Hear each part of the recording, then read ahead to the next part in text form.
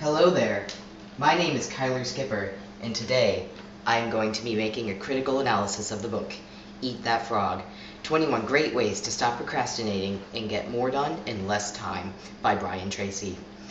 The overarching idea in this book is that everyone has tasks, some larger than others, and our largest, most unpleasant task is our frog. This metaphor is based upon a quote by Mark Twain in which he basically says that if the first thing you do every morning is eat a live frog, then you can go throughout your day knowing that nothing else that happens could be worse. In the case of becoming more effective in nurturing your latent leadership potentials, eating your frog means that you complete your most dreaded task first, before all others. The thesis that I drew from Eat That Frog is that the number one factor that determines effectiveness and efficiency is not whether you are smarter, more talented, or even better educated, but rather success comes through proper time management. Brian Tracy provides 21 different ways to properly manage your time in order to as much as double your productivity, efficiency, output, and even income. Eat That Frog's audience is mainly people in the realm of business. This can be gleaned by all the mentions of being able to earn more money and gaining influence with coworkers or bosses. Although we are not businessmen or businesswomen, we can apply this exact same advice to our own endeavors, since being a student is our job, with teachers our bosses and students our coworkers or colleagues. The 21 steps that are outlined by the author are called, and I've created a Wordle for this. Number 1, set the table, meaning prepare things ahead of time. Number 2, plan every day in advance, also planning ahead of time. Step 3, apply the 80-20 rule to everything, also known as the Pareto principle. This focuses your concentration on the most important tasks. Consider the consequences. Envision the positive or negative consequences that would result if you did or did not do your task. Next is practice creative procrastination. If you're going to put off large tasks, use that time procrastinated to finish low-value jobs. The next step in his 21 steps is use the ABCD method continually, which means that you need to prioritize your tasks based on how much impact they have.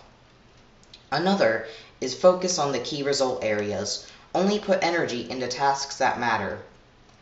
Apply the law of 3 is also a step, which means that you need to focus on 3 tasks that have the most impact on your output. Prepare thoroughly before you begin. Proper prior planning prevents poor performance. If you plan well enough ahead of time, then you will have a successful output or outcome of your effort. Another step is take it one oil barrel at a time. You need to tackle your tasks in smaller pieces. If you have many objectives, you can't do them all at the same time, so you have to focus on just one at a time in order to be able to accomplish that task. Upgrade your key skills. You need to focus on your strengths so that you're utilizing them to their fullest potential. Leverage your special talents. Focus your energy on what you're good at. Identify your key constraints. Find your limiting factor and overcome it. This is important because everything you do the bar is set at that limiting factor. If you can't go above that limiting factor, then you won't be able to progress very far. Another step is put the pressure on yourself. Constantly tell yourself that you need to get your work done. Maximize your personal powers. Taking care of yourself can improve your productivity. Taking care of yourself mentally and physically, as well as emotionally. Motivate yourself into action. Find ways to make yourself want to work. Brian Tracy says in his book that when we accomplish a task, it releases endorphins, which creates a feeling of happiness. And eventually, we get addicted to those endorphins and accomplishing tasks. Get out of the technological time sinks. Technology is great for improving communication, and you want to use it for that purpose, but you can't become lost in it and piddle away all your time on technology instead of focusing on what actually needs to be accomplished. Another step is known as slice and dice the task. You have to break the task into small pieces and deal with those individual pieces. If you try to tackle it all at once, you'll become flustered. Create large chunks of time. Delegate certain amounts of time to certain activities. Develop a sense of urgency. Don't wait for anything. Jump right into a task as soon as possible. And lastly, the 21st step, single-handle every task. Put all of your effort into a single task at one time. Otherwise, you will be spreading your efforts too thin. In Eat That Frog, 21 Great Ways to Stop Procrastinating and Get More Done in Less Time, there is a lack of organization concerning the broader topics. A lot of the steps that are presented are similar to other steps. They offer a few different points, but overall they share the same message. Some examples of this are develop a sense of urgency and motivate yourself into action, where both methods are aimed to get your mind on track and create motivation or need to get your work done. I've made a couple sort of charts to further demonstrate this point. For set the table, you have an initial task that you have to complete, and then you have to plan when the deadline for that task is and list all of the steps that you need to be able to accomplish this task. For more clarity, my example was to finish my leadership documentary. I have my deadline, which is Tuesday night, and then I have my steps, which is to finish the script and then film the script. This is a type of planning so that you will be able to save time later.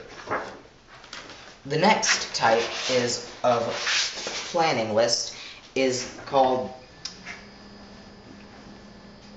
Plan Every Day in Advance.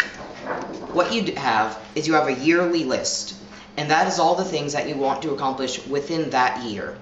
And then, after that, you have your monthly list, which is all the things you want to get done in that month.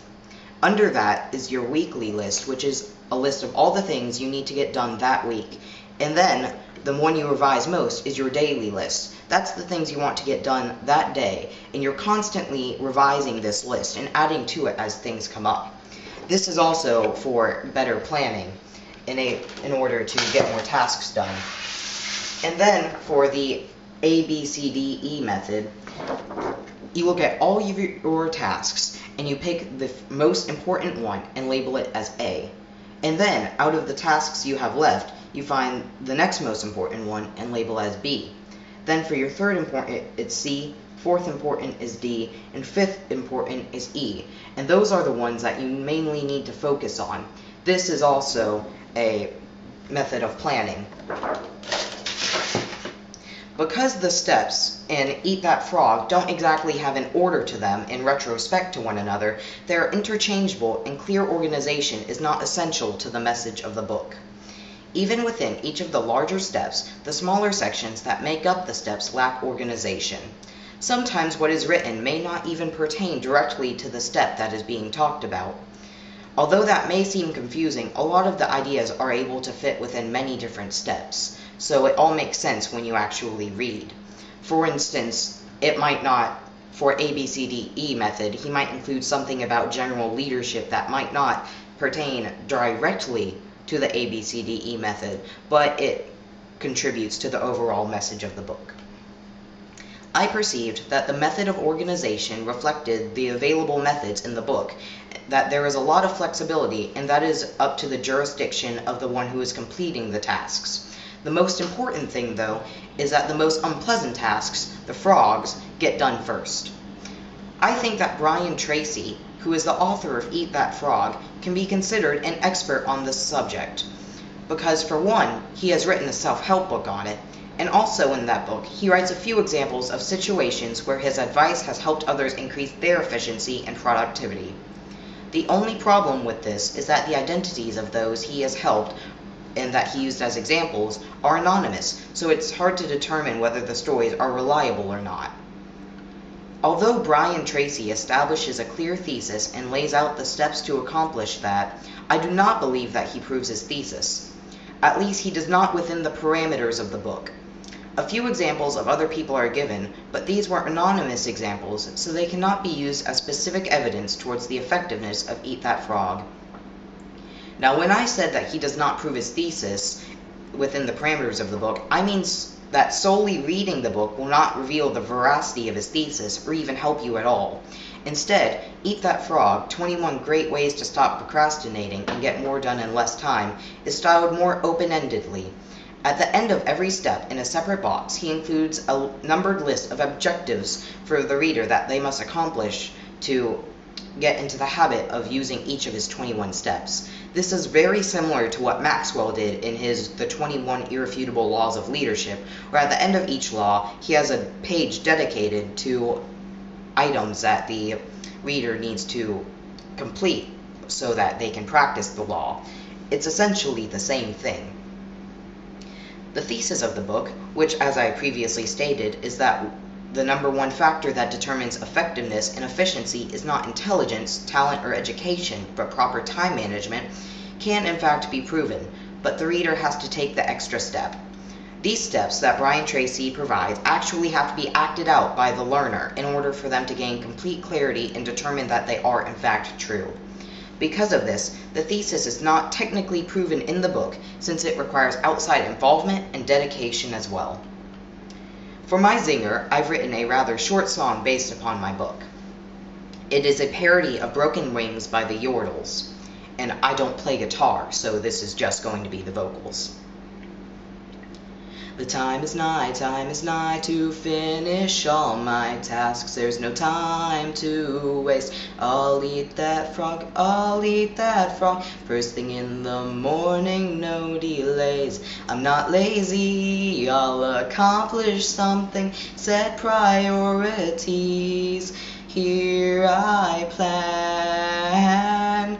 Tracy says to tackle hard jobs early in the morning for increased efficiency. Maxwell 17th leadership. And for my project, I used a couple Web 2.0 tools, which include Evernote, Windows Movie Maker, Google Docs, and Wordle.net.